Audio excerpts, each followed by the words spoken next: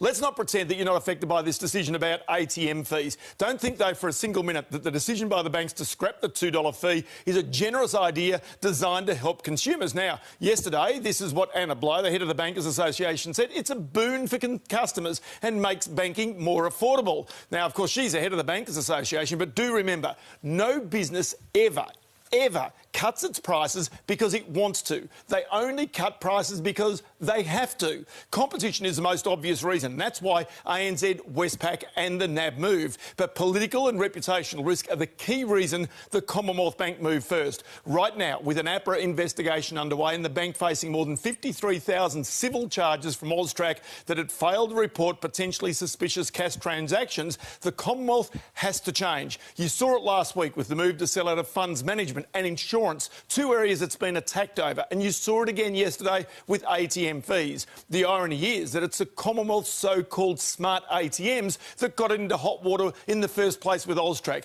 Now it's scrapping tens of millions of dollars worth of ATM fees, so the irony, I think, is very rich. The big four banks together make annual profits of more than $30 billion.